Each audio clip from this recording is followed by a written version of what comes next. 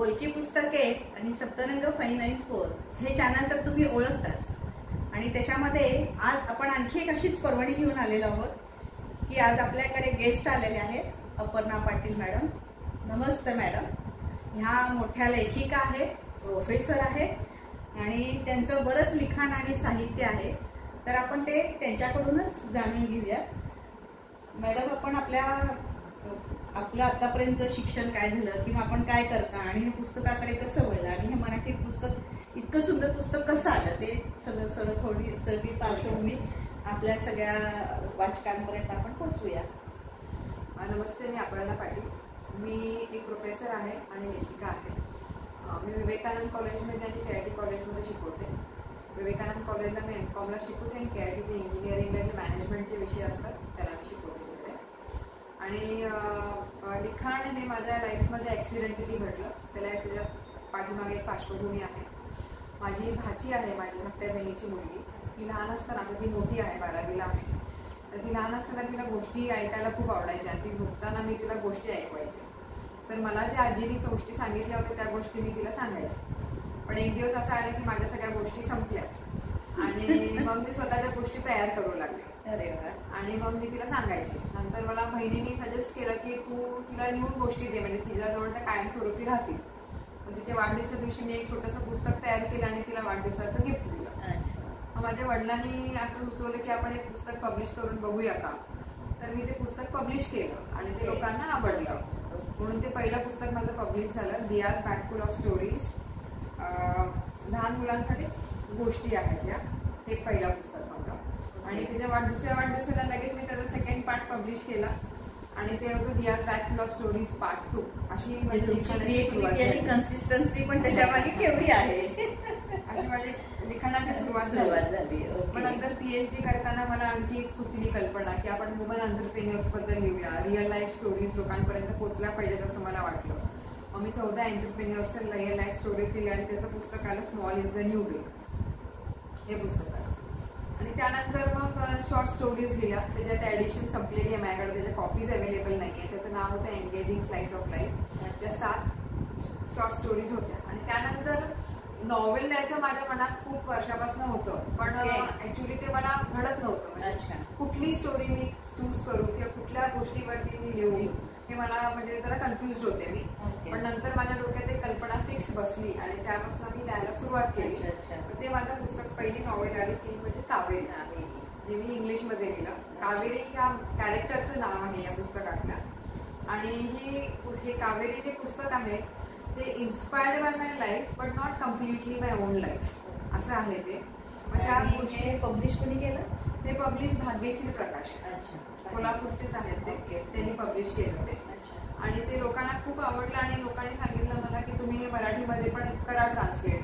मग त्याचं मराठी ट्रान्सलेशन आता नुकतंच जानेवारी महिन्यामध्ये पब्लिश झालं. मैत्री पब्लिकेशन म्हणून आहे पुण्याचं, त्यांनी पब्लिश केलं ते मराठी. कावेरीमध्ये एक 2-3 महत्वाच्या गोष्टी बरोबर मी डील केल्या. पहिलं म्हणजे मेंटल इलनेस. नाही, पहिल्यांदा मी हाच प्रश्न विचारेन की हे कावेरी नाव आधी तुम्हाला कशावरून सुचलं? कावेरी नाव मला असं सुचून गेलं. कावेरी आणि सडन आलं आणि तुम्ही केलं असं झालं. म्हणजे कावेरी आणि गोष्टीचा काही संबंध नाहीये. संबंध नाही. त्या कॅरेक्टरचं नाव कावेरी. ओके. तर ते मेंटल इलनेस वरती पण डील करते. म्हणजे आपण अजून पण मोकळेपणाने मेंटल इलनेस बाबतीत बोलत नाही. मोस्टली मुलींना जर असेल तो प्रॉब्लेम तर ते लपूनच ठेवतात, डॉक्टरकडे जात नाही आणि त्याचा इलाज केला जातो. स्वतःच आधी मान्य करत नाही. तर त्याच्यावरती हे पुस्तक आहे. नंतर पण ह्याचा सगळा तुम्ही अभ्यास केला, म्हणजे त्या गोष्टीचा तुम्हाला अभ्यासही करावा लागला असेल? वाचावं लागलं मला. रिसर्च केला मी. तेच ना, भरपूर रिसर्च केला. त्याचे प्रोस कॉन्स काय असतात वगैरे सगळं माहिती पाहिजे सगळं लिहायचं. आणि फार महत्वाचा विषय याच्यामध्ये आहे की तुमची स्वप्न तुम्ही कशी साध्य केली पाहिजे. म्हणजे एक स्वप्न जर आपण जर नाही अचीव्ह करू शकलो तर that is not the end of the life. बरोबर. तुम्ही पुन्हा स्वप्न बघितली पाहिजे. विसे खांडेकरांचं एक वाक्य आहे बघा, त्यांची कविता आहे. त्या कवितामध्ये ते म्हणतात की तुम्ही तुमची जर स्वप्न मोडली, तुटली आणि त्यांनी त्याची उपमा त्यांनी कासांवरती दिलेली आहे. तुम्ही रक्तबंबाळ पायाने त्या कासांवरती पूर्ण चाललं पाहिजे आणि तुमची नवीन स्वप्न तुम्ही परत बघितली पाहिजे आणि ती साध्य केली पाहिजे. So breaking of one dream does not mean the end of the life. बरोबर आहे असं आहे. आणि ती शेवटी आपलं स्वप्न साध्य करते, पण वेगळ्या मार्गाने जावं लागतं. वेगळा मार्ग जरी झाला तर तो पण आपण एक्सेप्ट केला पाहिजे. म्हणून सेल्फ एक्सेप्टन्स हा गोष्टीचा, या नॉवेलचा खूप मोठा भाग आहे. नाकारापासून स्वीकारापर्यंत स्वतःला आपण जसं शोधायला गेल्याशिवाय मिळणार नाही. म्हणजे पहिल्यांदा शोधण्याची प्रेरणा तुमचं हे पुस्तक देतं. तुम्ही स्वतःला आधी शोधायला. एक्झॅक्टली, अगदी बरोबर. तुम्ही तिथपर्यंत तुमच्या ह्याच्यापर्यंत तुम्ही मग तरच तुम्ही पोहोचू शकता. बरोबर, या बाबतीत हे पुस्तक आहे. म्हणजे खूपच सुंदर आहे. सगळ्यांनी ते नक्कीच वाचलं पाहिजे. आणि इंग्लिश आणि मराठी त्यांनी दोन्हीमध्ये सोय करून ठेवलेली आहे. त्यामुळे तुम्हाला ज्या भाषेमध्ये आवडेल त्या भाषेमध्ये अमेझॉनवरती उपलब्ध आहे. आणि ह्याचे सगळे डिटेल्स आपण आपल्या सगळ्या डिस्ट्रीब्युशन बॉक्समध्ये आपण डिस्क्रिप्शनमध्ये देऊच देऊ. तो काही विषय नाही. त्याच्यामध्ये येतील सगळी त्यांची जी इंग्लिश बुक्स आहेत ती पण सगळी नाव आपण त्याच्यामध्ये एकत्र देऊ. आणि सगळी बुक्स तुमच्या अमेझॉनवर अवेलेबल आहेत.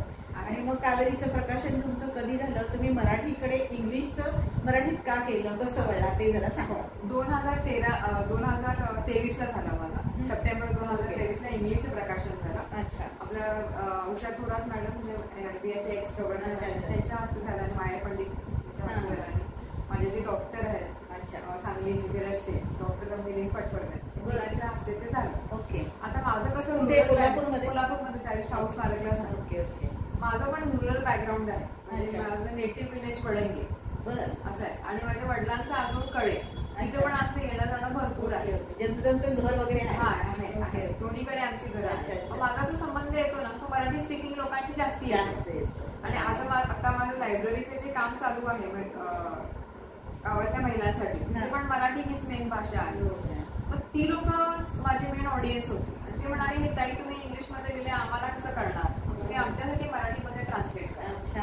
मग मी ट्रान्सलेटर शोधत होते पण मला योग्य माणूस भेटत नव्हता. पण योगायोगाने एका कार्यक्रमामध्ये मी नितीन साळुंखे सरांना मला भेटायची संधी मिळाली. आमच्यामध्ये चर्चा झाली आणि मला त्यांचं म्हणजे भाषेवरचं प्रभुत्व म्हणजे हे झालं, म्हणजे आवडलं. आणि मला वाटलं की he will be the right person to translate. मग आमचं ट्रान्सलेशनचं काम चालू झालं. आणि मग त्यांनी जवळजवळ मला वाटतं 9 महिने लागले आम्हाला ट्रान्सलेशनच्या कामासाठी. मग त्यामध्ये ते ट्रान्सलेशन झालं. आणि मग मला हे पुस्तक कोल्हापूरपर्यंत मर्यादित न ठेवता त्याच्या पलीकडे जायचं होतं म्हणून मी कोल्हापूरचे बाहेरचे पब्लिशर बघत होते. आणि मग मला पुण्याचे मैत्री पब्लिकेशन मला मिळालं. असं झालं. मग मैत्री पब्लिकेशन म्हणाले की आम्ही तुमचं पुस्तक पब्लिश करू. मग ते आमचं 25 जानेवारी 2025 ला मराठीचं पब्लिकेशन झालं. असं. ते कुठे झालं? पुण्याला झालं. आणि ते कोणाच्या हस्ते झालं मग? ते लीना सोनी मॅडम जे आहेत सुधा मूर्ती सगळी पुस्तकं ट्रान्सलेट करतात. त्याच्या पलीकडे फेमस आहे. आणि त्या पण बरेच वर्ष कोल्हापूरमध्ये राहिलेल्या आहेत. मग त्यांनी माझं पुस्तक पब्लिश केलं. म्हणजे तुम्हाला इतका सुंदर योग आला. लीना सोनी माझ्या तर त्या फेवरेट आहे. त्यांचं ट्रान्सलेशन खूप सुंदर आहे. खूपच छान आहे त्या मॅडम. आणि मी पण ऍज अ ट्रान्सलेटर म्हणून काम केलेलं आहे. पण मी गुजरातीचं मराठी. गुजराती तर नसीमा हुजरुद्दीनचं चाकाची खुर्ची पुस्तक आहे मराठीमध्ये. तर ते गुजरातमध्ये लोकांची डिमांड होती की आम्हाला गुजरातीत पाहिजे. मग मी ट्रान्सलेट नाही केलं ट्रान्सलेशनला, कारण एवढं मोठं बुक आहे ते आणि त्या काळी मला शक्य नव्हतं एवढं सगळं. मग ते गुजरात मधलं एक जण होते त्यांनी केलं. पण ते सगळं नंतर चेक करायला आणि त्याचं सगळं करायला एडिटिंग करायला ते सगळं माझ्याकडे आलेलं. त्या सगळ्या पुस्तकाचं मी केलेलं. आणि त्याच्या पूर्वीपासून नसीमा दिदीना कायमच त्यांच्याकडे गुजराती अंक यायची. त्याच्यातलं त्यांना मराठी ट्रान्सलेट करून लागायचं. तर ते सगळं मी कायम त्यांना देतच होते. छान छान. जे काही सुचलं येत गेली संधी ती सोडली नाही. आणि आता हे सध्या तर हे आवडीचं काम झालंय आता युट्यूबवर. त्यामुळे आम्हाला फायदा होतो. त्यामुळे कसे नवीन छान लोकांना भेटायला मिळतो. आपलंही काहीतरी जरा तजेलदार राहतं ना. नाहीतर जसं एज होत जाईल तसं ते किती नाही म्हटलं तरी शेवटी आपली सगळी कपॅसिटी थिंकिंग सगळं कमी होत जातं. अशा टच मध्ये राहिला की आपल्याला जरा मग प्रेरणा मिळते, उत्साह येतो. आणि खरंच ही लोक जगामध्ये काही करत असतात त्यांचं बघितलं की वाटतं आपण काहीच नाही. बरोबर असं पण आहे. आणि हे तर तुमचं तर बघून खरंच म्हणजे मला इतकं कौतुक वाटायला लागलं, इतकं कौतुक वाटलं. कारण मला माहिती आहे मी मी रेकी ग्रँड मास्टर आहे. अच्छा, होय काय?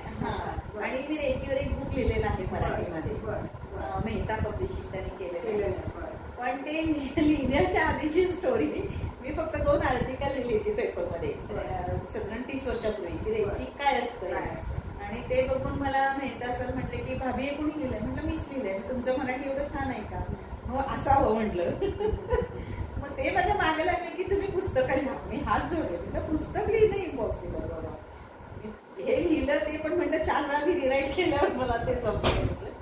पण ते म्हणजे नाही तुम्हाला जमेल, तुम्ही प्रयत्न करा. 6 महिने ट्राय केला.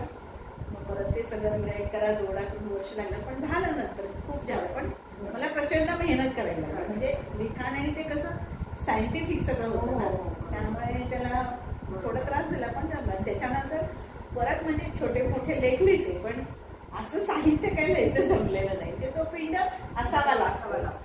वाचन माझं प्रचंड आहे. कुठल्याही विषयावर कधी कुणीही सांगू दे मी लेक्चर घेऊ शकते. पण लिखाण म्हटलं की मग ते बोलीभाषा आणि लिखाण फरक पडतो. त्यामुळे म्हणून मला लिहिणाऱ्या लोकांचं प्रचंड कौतुक आहे. खरंच की इतकं सुंदर लिहितात ना की त्याच्यामध्ये आपण कुठे वाहवत जातो ना. म्हणजे ती थोडा वेळ आपण तेच आहोत कसं वाटतं. इतकं लिहिलेलं असतं. ते एकेकाच असतं ना की त्यात इतकं रममान होऊन जातो ना की तहान लागली तरी पाणी सुद्धा प्यायला उठत नाही आपण. ही त्यांची ताकद आहे. खरोखर लोकांना ते बदलतात. त्यामुळे साहित्याबद्दल बोलावं तेवढं थोडं आहे. तुम्ही त्याच्यातले काय एकदम टॉपचे आहात. मग मी माझं भाग्य समजते की तुमच्यासारख्या मैत्रिणींची मला ओळख होते आणि छान वाटतं. आणि त्यामुळे ह्या पुस्तकाबद्दल तर त्या लोकांना आपण सांगितलेलंच आहे. अजून तुम्हाला काही ह्या पुस्तकाबद्दल सांगावं वाटत असेल तुम्ही जरूर सांगा. हे पुस्तक तुम्हाला नक्की इन्स्पिरेशन देईल. कारण तुम्हाला ह्याच्या गोष्टी जर वाचल्या आपण तुम्हाला वाटेल की अरे हे पण माझ्या आयुष्यात घडून गेलेलं आहे असं तुम्हाला वाटेल. सर्वसामान्य मुलगी असते ती आणि तिचं आयुष्य कुठल्या कुठे जातं त्याच्यावरती ती गोष्ट आहे. तर you will be able to relate to the characters of the book. तुम्हाला प्रत्येक कॅरेक्टर आपलं घरातलंच कॅरेक्टर आहे असं वाटतं मला नक्कीच. आणि नक्कीच तुम्हाला प्रेरणा दिली जाईल. आणि तुमची स्वप्न तुम्ही कशी साध्य केली पाहिजे तर तुम्हाला काहीतरी एक छोटंसं काहीतरी हिंट मिळेल असं मला वाटतं. त्यासाठी तुम्ही ते नक्की वाचा. आणि आपण पुढे जमलं तर आपण ह्याच्यातल्या छोट्या मोठ्या स्टोरीज किंवा काही डायलॉग्स वगैरे जे आपल्याला छान वाटतील ते पण आपण थोडंफार साधारण काय आहे या बुकमध्ये हे आपल्या व्ह्युअर्सना कळण्यासाठी आपण ते पण पुढे आपण घेऊ. तर तुम्ही नक्कीच आमच्या चॅनल बरोबर सोबत राहा. आमचे सगळे व्हिडिओज बघा, कमेंट्स करा, शेअर करा, लाईक करा, सबस्क्राईब करायला विसरू नका. धन्यवाद. थँक्यू.